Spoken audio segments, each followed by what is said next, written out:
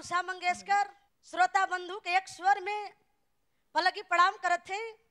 आए चारों कुर्सी पर बैठल देवता के समान भगवान के रूप में आप लोगन के चरण में कोटि कोटि पलकी प्रणाम करत थे।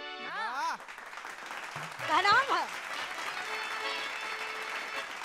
धर्म विश्वास की ज्योति दिल में जली, इसको मन में बुझाना नहीं चाहिए। बढ़ गया जो कदम सत्य के राह पे, उसको दौलत खजाना नहीं चाहिए। एक समय विष्णु शंकर हंसी में फंसे, तू छिपेगा मैं खोजूंगा लेके तमन्ना। डमरूधारी छिपे विष्णु खोजने लगे, बेचू इतिहास का सज गया पन्ना पन्ना।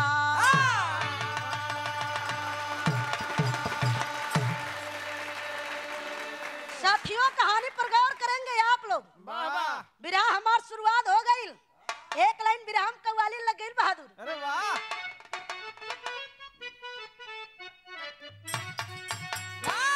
उहे कव्वाली है। अरे वाह मदीने वालों से मेरा सलाम कह देना, मदीने वालों से मेरा सलाम कह देना, मदीने वालों से मेरा सलाम कह देना।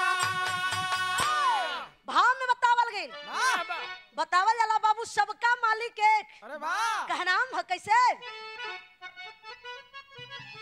तो उनकी छाव में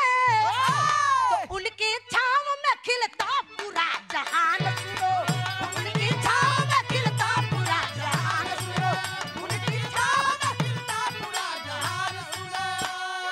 तो उनकी छाव में खिलता पूरा जहान सुनो, खिलता पूरा जहान सुनो। तो उनकी माया से मानो हुआ महान सुनो। ए बाबू बात के समझ नहीं जा, कहानी बतावा लगी। एक दिन बाबा भोलेनाथ और विष्णु जी दोनों जने स्वर्ग लोक में बैठल हुआ, अपने में विचार कैलन। विष्णु जी कहलन को हो भोलेनाथ, यही खिलवाड़ खेलल जी के मृत लोकों में चलल जी। कहा तो चलबा कैसे? कहा चला रूप बदल के चला खेलल चली जा। ओइ समय बाबूजी भगवान विष्णु जी अपन आंख मुलेलन, बाबा भोलेनाथ लोग काहे बदे आई गेलन मृत लोक में। जगह खोजे लगलन, खोजत खोजत पहुंच गेलन बीच जंगल में। और जब जंगल में पहुंचलन तो उनके देखलन ओ जंगलवा में एगो पाल जी खूब ढेर सा भेड़ी भेड़ा लेके चरावत हुआ। और जब चरावत लन भोलेनाथ देखलन, कहलन जगह तो बड़ा सुघर मिल गई, अब यही में चल के लोग काहे जाई। भेष भूषा बदल देलन, अब बदल के खूब मुसर चंड भेड़ा बनलन। विशाल भेड़ा बन के जाए को भेड़ियन के झुंडवा में घुसुरे लगलन।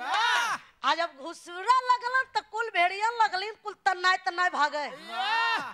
आज जब भागे लगलिन तो कुल के वही में एक जाई लगलन हीड़े। आज जब हीड़े लगलन तो कौनो केहर भागत है, कौनो केहर भागत है। देखलन पाल जी कहलन तो बड़ा भेड़ा हमार उत्पाद कैलस। सोचत हुआ विष्णु भगवान खोजत खोजत परेशान हुआ, पता ना चलल। जब स्वर्ग लोक में पता ना चलल तो वनहु मृत लोक में आ गेलन। भेष बदल के पंडा के रूप धारण करके हाथे में खूब मोट के डंडा ले लेलन, आ ले के रोरी चंदन दे के आ गेलन मृत लोक में। अब खोजत खोजत वनहु ही जंगलवा में पहुंच गेलन। आज जब जंगलवा में पहुंचलन पाल जी देखलन, कहलन अरे महाराज अब तो बड़ा विद्वान देखा हुआ, बहुत बुद्धिमान हुआ, तनी सा हमार ई भेड़वा के देख लेता।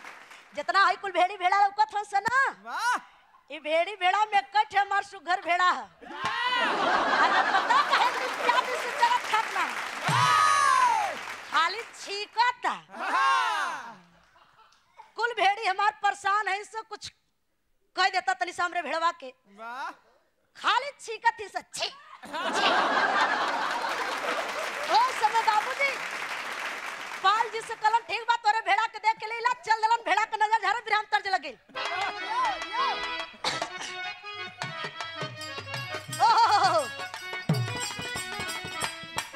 अरे कान्हा बोला मैं बांसुरिया बजाई हो, राधा सजवेली सिंगारी ए बाबू। लेकिन बाबू देखे भेड़ा का नजर झारा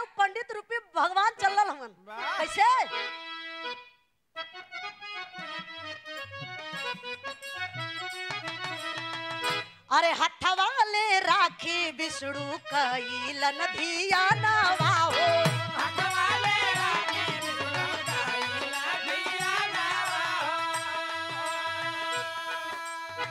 शिवजी के गैलन पहचान ए बाबू शिवजी के गैलन पहचान हाथे मुँह रखिया लेके भेड़वा कोरी बढ़ाए लगलन अब बढ़ता बढ़त कलन छोक काली मंत्र जब पहुंचलन ओहर बड़ा क्लोजा लोग हुन बागी घराना को सुदई राम के जब अखे दे गेल बा काम महुआ चैनल से आ तू अब जूता जगोरा बागी घराना लेकिन बाबूजी एहर देखे जौने समय भेड़ा के लगे पहुंचलन उ पंडा रूपी विष्णु भगवान नजरिया झरता झारत पहुंच गेलन देखलन कलन हे भाई हई भेड़ी भेड़ा तो बड़ा है जंगल में देखा छुआ सा लेकिन हई भेड़ा का नस्ल तो अलग ही लौकत छ भेड़ा का नस्ल अलग ही देखा था अंतर्यामी ध्यान लगलन ध्यान लगत लगत पहुंच गेलन लगमा जाय के आ दोनों कनवा पकड़ के कचकचाए के चाप के चाप के उठा देलन बाबा भोलेनाथ कलन अरे मर्दवा जब चीन ही गईला अब का चापत हुआ आ चपता हुआ तो तनी सा धीरे में चपता कलन अपना भेष में हो जा तुम्हारा जगह ना मिलल है कुल भेड़िन में कुल काल हुआ ए बात दोनों देवता अपने भेष में भला स्वर्ग लोक में गेलन विष्णु कलन भम लोग का चलती तू चला खोजा आय गेलन बाबू यही मृत लोक में दूध मुहा बच्चा बन गेलन बालक बन के बीच रोड पर जाके सूत गेलन आ लकलकात दोपहरिया बा और से विदाई कराई के दुल्हा दुल्ही के बरतिया लौटल हुन आ तब तक विष्णु भगवान अपन ध्यान लगलन के बारात आवत छ माया जाल फैलाए धलन मार क्या हो कह के रोगलन आ जब लगलन तो तब तक बरतिया को सुना कला ये भाई लइका के आवाज कैसन बारात पहुंचल बा लइका के लगे देखलन कुल कलन ओ लइका तो बड़ा सुगरल न पता कौन एकर बाप रहा तनी सुगर लइका भी आई के यहाँ सुता दे ओइ समय बाबूजी तुरंत कोई उठावत ना हम दुल्हवा जाके उठा लेलन लइका के जब उठौलन तो भगवान जान न गेलन कि हम दुल्हा के कोरा में आ गेली और मार क्या हो रोवे लगलन आ जब रोवे लगलन तो कुल मजाक के देलन के लगत तोरे क्या छुपाई ना अपने दुल्हिया के थमदा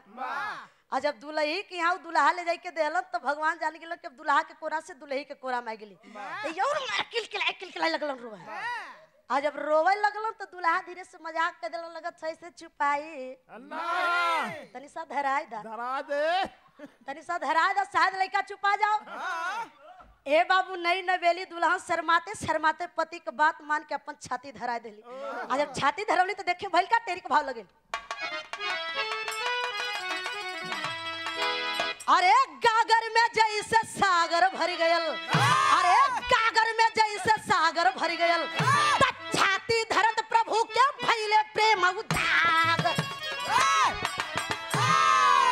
दुल्हिया जब छतिया धरवली तो भगवान लगलन पिए आ जब पिए लगलन तो में से मार हर हर हर दूध निकले लगल आ जब दूध निकले लगल तो भगवान मार चुभुर चुभुर पिए शुरू कर देलन आ जब पिए लगलन आ तब तक दुल्ही पियात पहुंच गई ससुरे अपने दुल्हा के माई बहिन फुआ कुल पहुंच गेली डोली के लगे आ जब दुल्ही उतारा तो दुल्हिया के देखा तो लइका पियावत छ ओइ समय बाबूजी माई देखता हल्ला कर दिले रे बाप ई लइका लेके आइल के दुल्ही आइल बरतिया लोग हाथ जोड़ के कथुन माई लड़कवा के रास्ते में पौली हजा माई कहलिन कि अगर रास्ते में पौलो तो दुल्ही के छाती से दूध कैसन वहां सब अवाक हो गेलन बाबू कोई उतारत ना हो दुल्हा दुल्ही के डांट के लोग घरे से निकाल देलन आ जब घरवा से निकलन घरे से कुछ ही दूर पर गइलन आ तब तक देखे मालिक की मर्जी इतनी बारिश भइल के चारों लंगे जले जल देखाए लगल कहीं रास्ता पड़ा ना लौकत है आकाश बाड़ी भइल के जो रास्ता धैले हुआ धैले चल जा दोनों प्राणी में रास्ता धैले पताल लोक में पहुंच गेलन आ जब पताल लोक में पहुंचलन तो भगवान जान गेलन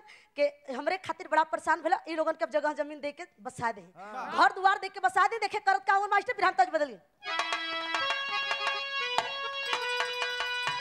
वो गीत लग गइल अरे या कदिन गइली सागर बनारस अरे खैली मगही पान आ देख के लोगवा बोली बोले मारे हंस के सान कहलन सुन सहेलिया रे के सुन सहेलिया रे अरे 100 में 90 बेईमान सुन सहेलिया रे 100 में 90 बेईमान। भगवान रचत हुन अपने माया से के रचले माया की नगरी माया की सकल जहान माया के नगरी में रहले सुंदर एक मकान चक्रधरिया हो के चक्रधरिया हो अरे गोदिया में खेलना भगवान चक्रधरिया हो गोदिया में खेलना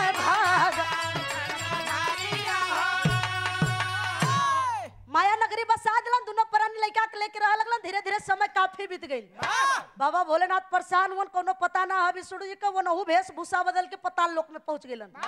वनहु पंडा के रूप धारण कैले उन पोथी पत्रा लेके कथा पुराण बाचत पहुंच गेलन। दूल्हा सोचलन कि मकान के तनी सा हवन कराए देही और वही रास्ते में पंडित जी से भेंट हो गई। कहलन महाराज चल के हमरे मकान का हवन करा देता। ओइ समय बाबू जब हवन करावे गेलन हवन कराई के जब चलल हुन ओइ समय दोनों प्राणी हाथ जोड़ के खड़ा हो गेलन। हे महाराज आप जात हुआ लेकिन दान दक्षिणा कुछ ना मंगला। कहा दान में का देल चाहत हुआ कहा मांगला जौन देवे लायक खुद दे देवल जी। कहा दान में हम ये मांगब जो तोरे गोदी में लइका खेलत है लइका के में दान में दे दा। इतनी बतिया सुनत बाबू माई बाबू अवाक हो गेलन। गांव के लोग माया नगरी के लोग गुस्सा में हो गेलन। आ गुस्सा में हो के करन को पंडित जी तो दान दक्षिणा में और कुछ ना लौकल है पंडित पंचदेव भाई तो ना है के तू बागी घराना हुआ तो ना कहते तो पंडित हुआ तो निमन ना लागे। और जब तक कहाँ दे जा तो लड़का के मैदान में दे दा। माया नगरी के लोग गुस्सा में हो के पंडित जी के लगवा पहुंच के कुल लगला तर तर तर तर मार मरते मारा तो उनके उताना गिराए धलन। बाबा भोलेनाथ उताना गिरल मत चिल्ला छुअन बचावा ये विष्णु अरे बचावा मर्दवा नहीं तो मार धोती कुर्ता कुल बिगड़ जाई। ओ समय बाबू विष्णु कहलन तो देखती बड़ा इनकर दुर्दशा हुई। चल के बचाई माई के गोदिया में खेलत जाई के भगवान के देहवा पर लौट के कलन बस करा। बड़ा मरला पंडित जी के अब मत मारा ना तेनकर पोथी पत्रा कुल यही बिगड़ जाई। ओ समय बाबू देखे वही भगवान भोलेनाथ विष्णु जी खुद आवत हुआ। ए विष्णु जी भोले मार खैली तो का लेकिन तू है तो खोजी ले ली कहा तब तो कहा चलो अपने भेष में हो जा। दोनों देवता जब बाबू अपने अपने भेष में भैलन माई जब देखली तो आँख से झरझर आंसू चले लगल। मतारी रोवे लगली ने बाबू ए प्रभु कौन इतना भारी गलती के लिए जो इतनी भारी परीक्षा लेला तोरे खातिर तो सब कुछ छोड़ के अपने तन का दूध पिया के तो वहां से यहाँ लेके आई गेली तो हमार नैया कैसे पार होई। कलन माई मांगला जो तुम्हें मांगे के होखे काहे से कि तोहार दूध पीली तू हमार मतारी भैलू हम तोहार बेटवा। माई कली बेटा का तो से मांगी हमारी है मांग है। जैसे अपने गोदी में खिलावत लेके अली वैसे हमेशा ही गोदी में खिलावत पाई। जब जब हमारे आँख खुलत अपने बेटवा का दर्शन पाई। ए बाबू तब देखे माई के नाम का पड़ल बाबू के नाम का भी खड़ी भाव लगू।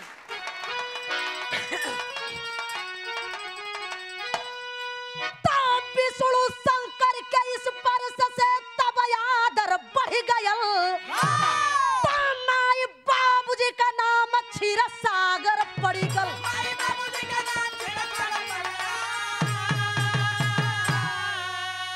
माई का नाम बाबू क्षीर बतावल गया बाबू का नाम सागर है। आप लोग देख ले कि भगवान विष्णु जी का ओढ़ना बिस्तरा खान पान सब कुछ वही क्षीर सागर में है। जब जब माई के आँख खुलला बाबू का अपने बेटवा का दर्शन करत पावलन। क्षीर सागर बीचे करे विष्णु शयनवा अनित प्रतिमाई बाबू करे दर्शनवा। तो जैसे आसमान में नीला नीला बादल चढ़ गया माई बाबूजी का नाम क्षीर सागर पड़ गया।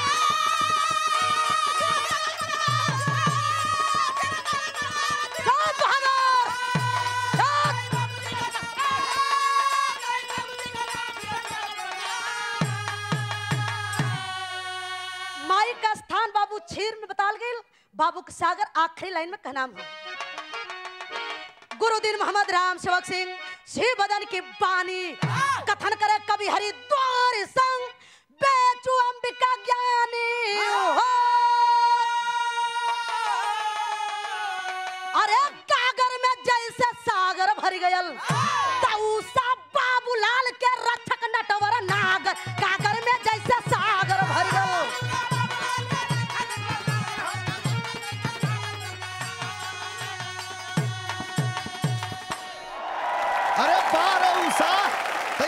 लता मंगेशकर रुआ सब सुनतानी, प्यार देतानी, नेह का सागर रुआ सबके आंख से बरस रहल बा। यही से हमने के यहाँ खड़ा होके आशीर्वाद ले रहल बानी जा।